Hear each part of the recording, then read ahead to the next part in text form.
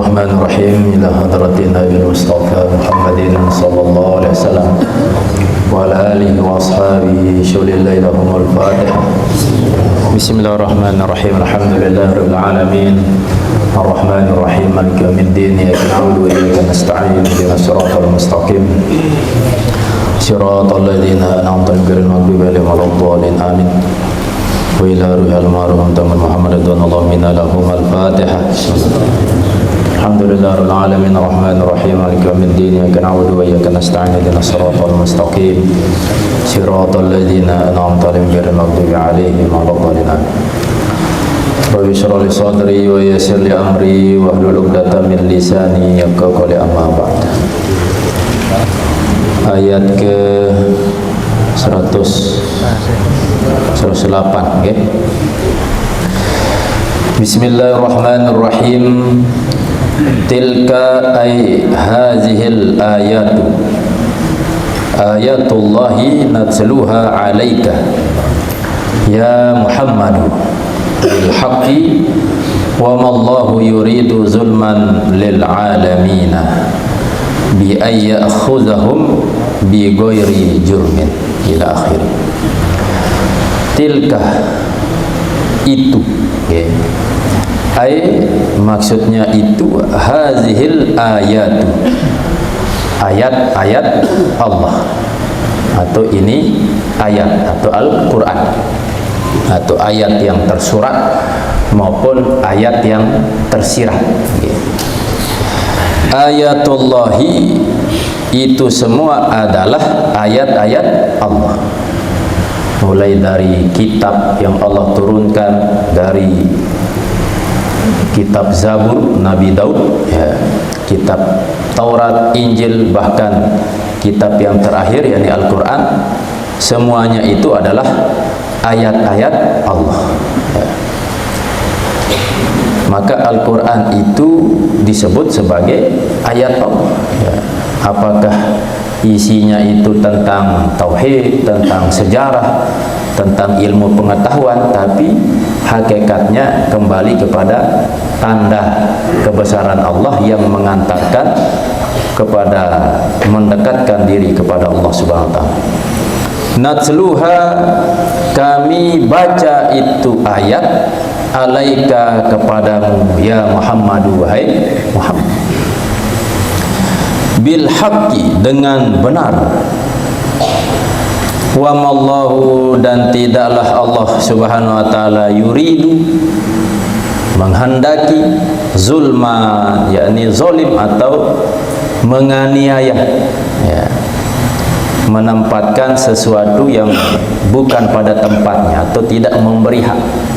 Allah tidak menghendaki zalim atau menganiaya atau menzolimi lil alamina, bagi sekalian alam atau semua makhluknya ya.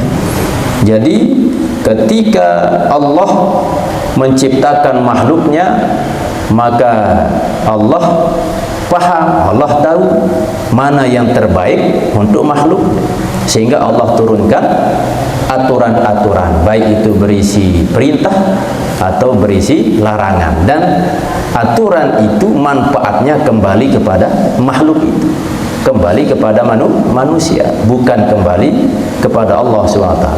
Ketika Allah memerintahkan hambanya untuk beribadah, untuk rajin membantu bersodakoh, seandainya mereka rajin bersodakoh atau beribadah kepada Allah, maka bukan menunjukkan bahwa Allah semakin berkuasa, tidak ya.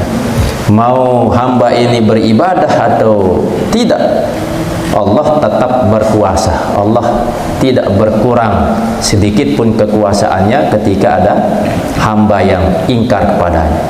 Ketika ada hamba Allah yang memerintahkan, yang melakukan ketaatan, maka baik untuknya. Ketika ada hamba Allah yang melanggar aturan Allah, maka buruk baginya ya. Seperti bahasa orang tua kita dulu, solah ada, solah dai, lengi gawe, lengi pendai. Dan Allah tidak menganiaya, maksudnya kalau ada orang yang melakukan kebaikan, maka diberi kebaikan. Kalau ada orang yang melakukan keburukan, maka diberikan sesuai dengan kadar keburukan yang mereka kerjakan. Bi ayyakhuzahum, dengan bahwasanya Allah menghukum mereka bi ghairi jurmin, ya, dengan ketiadaan dosa. Artinya ketika ada orang yang melakukan kebaikan, ya tentu Allah akan berikan kebaikan. Tidak mungkin Allah akan menghukum dengan azab atau dengan musibah, ya, artinya kecelakaan dunia apalagi akhirat. Walillahi ma fis samawati wa ma fil ard, dan hanya milik Allah apa yang ada di langit dan semua yang ada di bumi, semua milik Allah. Milkan, secara kepemilikan, ya, memang kita yang memiliki harta karena kita berusaha, tapi hakikatnya semua adalah milik Allah Subhanahu wa taala. Apa buktinya bahwa semua yang kita nikmati saat ini, yang kita gunakan, kita pakai adalah milik Allah? Karena kita tidak bisa memilikinya sampai seterusnya, ya. Kalau kita berkata pakaian yang melekat di tubuh kita milik kita, atau tubuh kita sendiri, atau bahkan nyawa kita, kalau memang itu adalah milik kita, tentu sampai 100 tahun, sampai 150 tahun, bahkan sampai 200 tahun ruh ini akan melekat di tubuh kita. Tapi nyatanya kita ingin hidup panjang, tapi ruh saja diambil oleh Allah Subhanahu wa taala, menunjukkan semuanya itu bukan milik kita tapi milik Allah Subhanahu wa taala. Wa khalqan, dan ciptaan, semuanya ini adalah ciptaan Allah Subhanahu wa taala. Intinya selain Allah yang disebut makhluk yang dicipta, ya. Wa abidan, dan juga sebagai hamba, ya. Jadi segala sesuatu baik di langit maupun di bumi itu adalah milik Allah, ciptaan Allah, dan menjadi hamba Allah Subhanahu wa taala. Wa ilallahi turja'u, dan kepada Allah turja'u, dikembalikan, ai tusiru, yakni berpulang, ya, al umuru, segala perkara, semua urusan yang kita kerjakan, yang kita lakukan, maka pasti akan kembali kepada Allah Subhanahu wa taala. Kita hidup di dunia, pada akhirnya akan kembali kepada Allah. Ada orang yang berbuat baik, sebaliknya ada yang berbuat buruk, maka tempat pengadilan sesungguhnya kembali kepada hadapan Allah Subhanahu wa taala. Tidak ada yang tidak kembali menghadap Allah. Kuntum, adalah kalian, ya umat Muhammad, wahai umat Nabi Muhammad sallallahu, fi ilmillahi, di dalam pengetahuan Allah, khairu ummatin, ya, kalian umat Muhammad, ya, sebaik-baik umat. Dari sekian umat, mulai dari zaman Nabi awal sampai Nabi akhir, yang terbaik adalah umat baginda Rasulullah SAW. Nah, ini salah satu kemuliaan yang Allah berikan kepada kita sebagai umat beliau. Nabi Muhammad manusia yang paling mulia, maka umatnya pun kecipratan menjadi mulia, ya.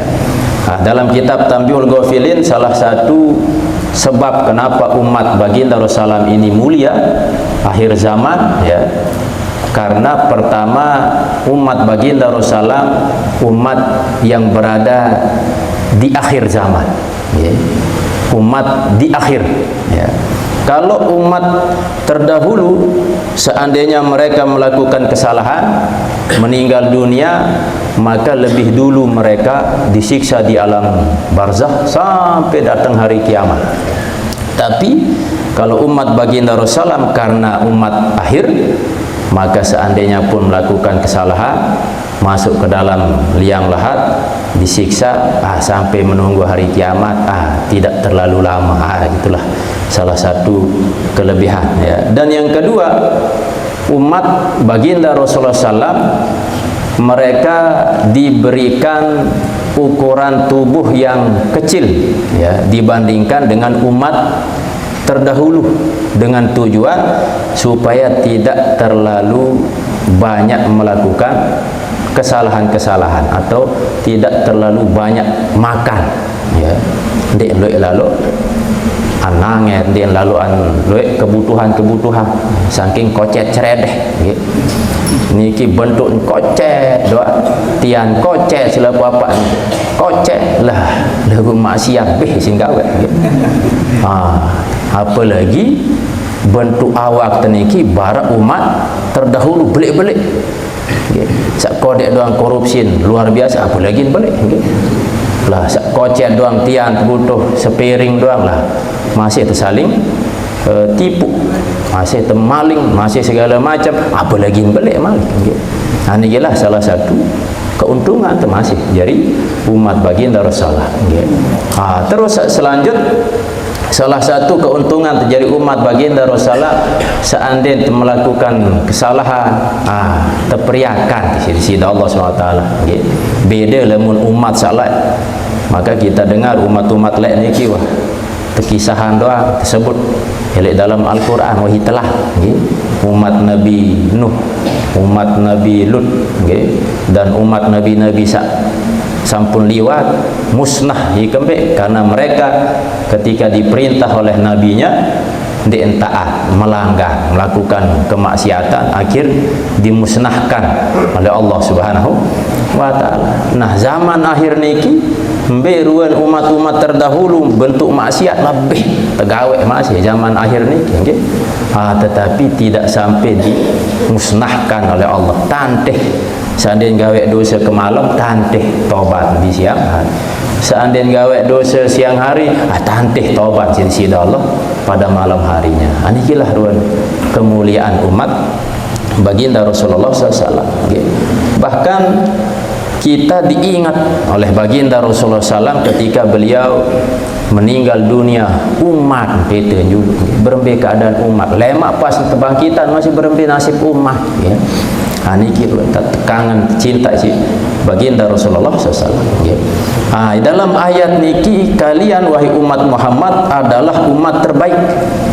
Mbe makna dalam ayat niki ya, memberi dalam kitab-kitab tasawuf atau kitab-kitab akhlak gitu. Dalam ayat niki ukhrijat ay uzhirat ya. Yakni dikeluarkan atau muncul ya linnasi kepada manusia, ta'muruna bil ma'ruf yakni kalian menyeru ya, memerintah kepada kebaikan, wa tanhauna 'anil munkar dan kalian mencegah dari perkara yang mungkar. Menjadi umat terbaik maka tentu harus muncul ya sifat menyeru kepada kebaikan.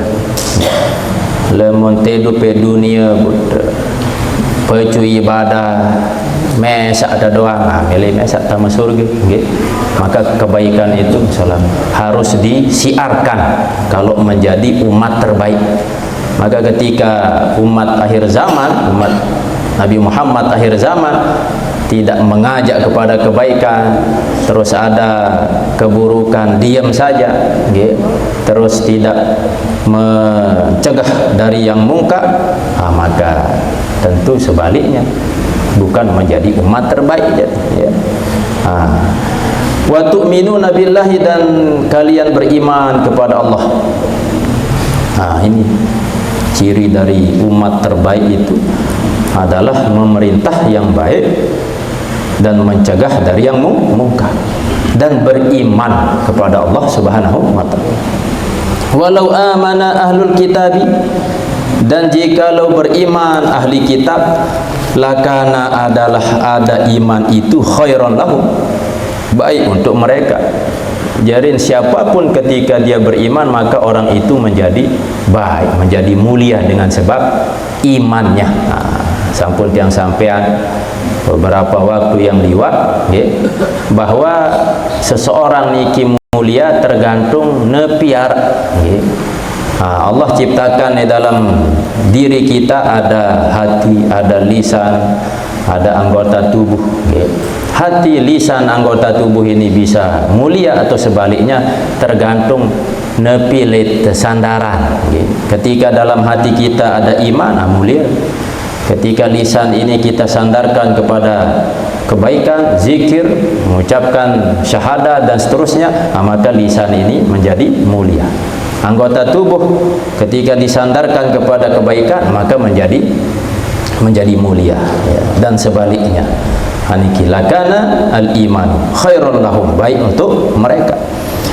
Minhum, di antara mereka itu al-mu'minuna, orang-orang yang beriman, ka Abdullah bin Salam. Ini dicontohkan seperti Abdullah bin Salam radhiyallahu anhu wa ashabihi, dan juga sahabat-sahabat dari Abdullah bin Salam.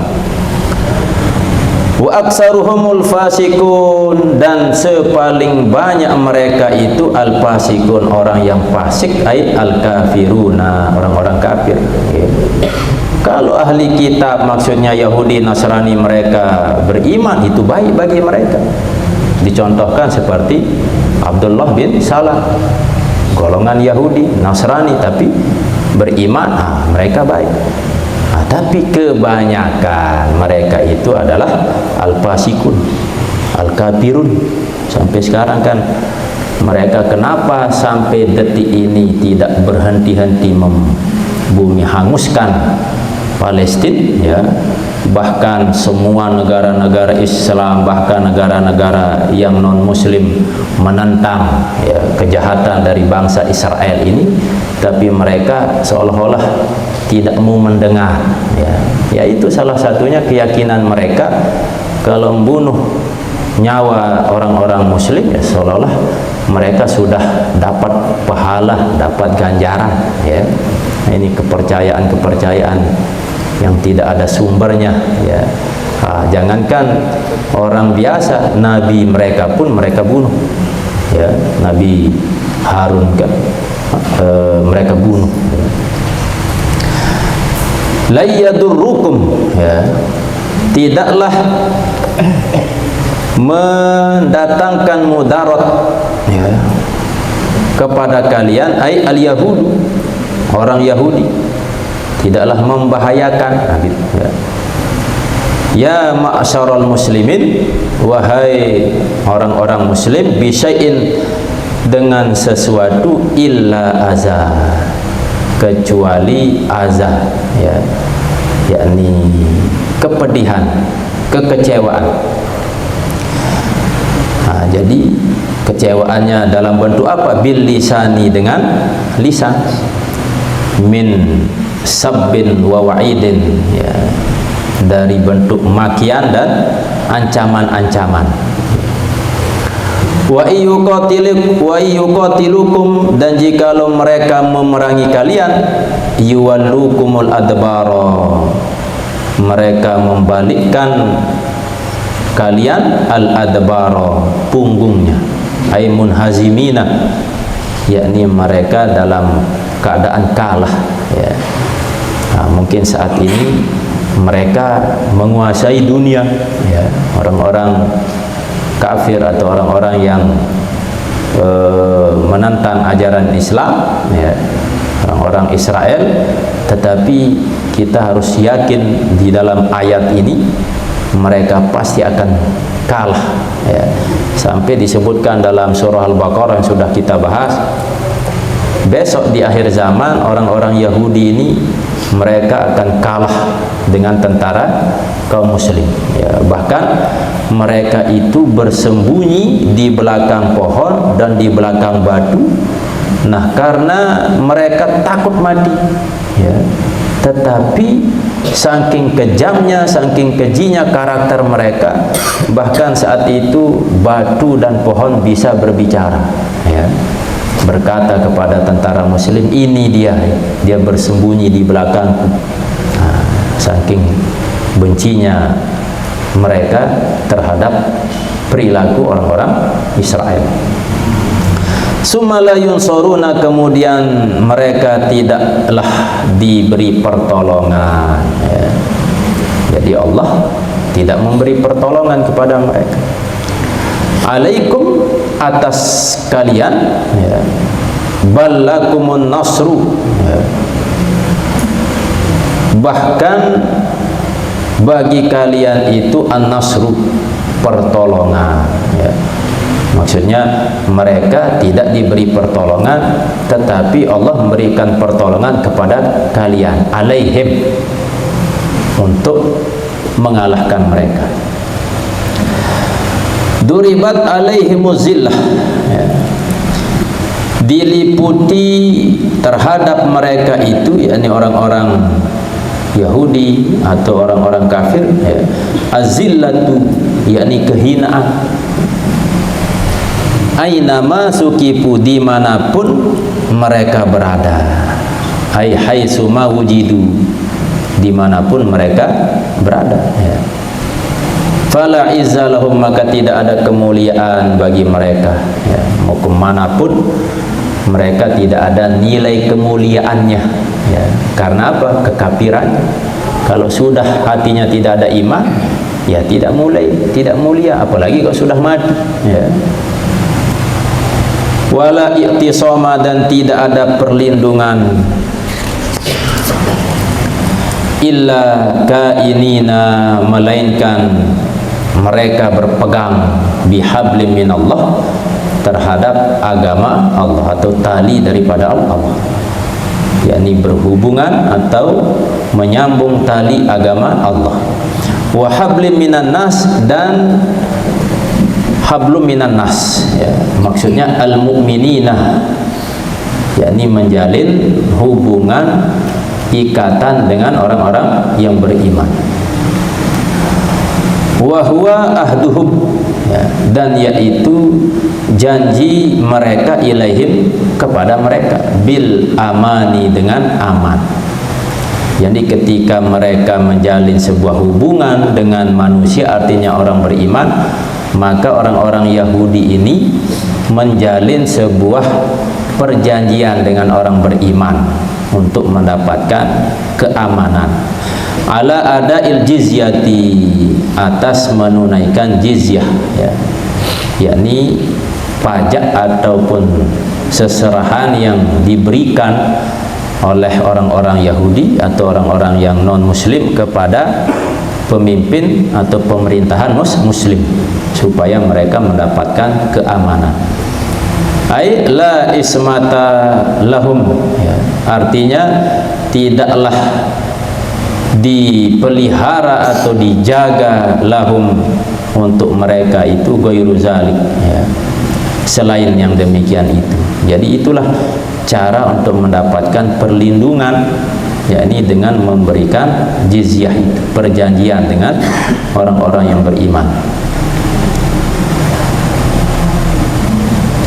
Waba'u, dan mereka kembali, ay raja'u bi ghadabin minallah, dengan membawa murka daripada Allah Subhanahu wa ta'ala. Wa duribat, dan diliputi alaihim, atas mereka itu, al-maskanah, yakni kemelaratan, zalika, yang demikian itu, bi annahum, bahwasanya mereka itu, ai bisa babi annahum, yakni dengan sebab bahwa mereka itu, kanu yakfuruna bi ayatillah, adalah mereka itu kafir, kufur, mengingkari ayat-ayat Allah Subhanahu wa ta'ala. Jadi mereka akan mendapatkan murka, mereka akan diliputi kemelaratan. Sebab apa?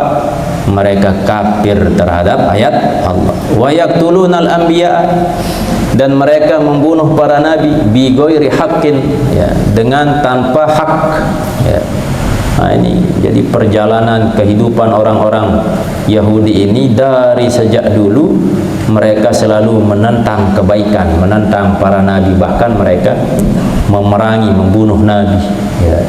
Sampai yang mau membunuh Nabi Isa itu adalah orang Yahudi, ya. Yang ingin menyalib Nabi Isa itu adalah orang Yahudi, ya. Nah, tetapi oleh Allah Nabi Isa diselamatkan, diangkat dan diserupakan salah satu orang yang membangkang kepada Nabi Isa, diserupakan seperti Nabi Isa, dan itulah yang disalib. Tapi oleh orang Nasrani mereka menganggap itu adalah Nabi Isa, ya, dan mereka jadikan Nabi Isa ini sebagai Tuhan, rela mati di kayu salib sebagai penebusan dosa. Nah, inilah hasil dari keyakinan yang disampaikan oleh Paulus, ya. Nah, ini kepercayaan yang mereka yakini sampai sekarang, ya. Sebenarnya orang-orang Nasrani ini dia harus memerangi kelompok atau orang yang membunuh Tuhannya, ya. Yang menyalib Tuhannya kan orang Yahudi, ya.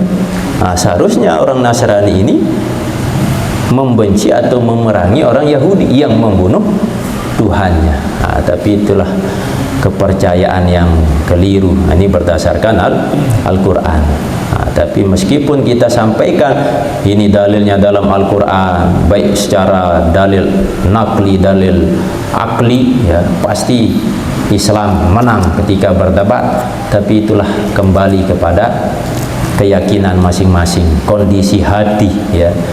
Sulit menerima kebenaran, itulah yang disebut sombong, ya, menolak kebenaran. Zalika, yang demikian itu takkidun, ya, sebagai penguat,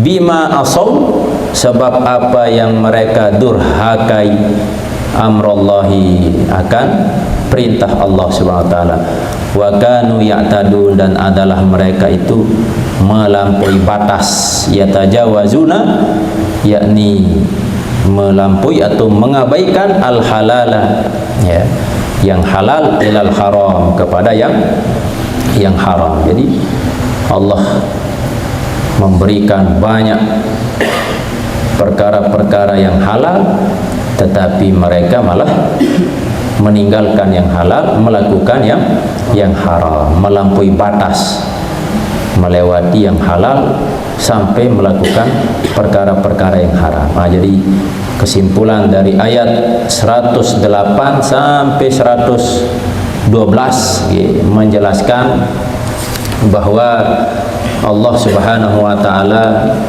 baik di dalam Al-Quran maupun dalam alam semesta ini merupakan ayat-ayat Allah yang tentu harus kita baca, harus kita renungi, harus kita pikirkan, ya, ambil ibrah, mentadabburinya.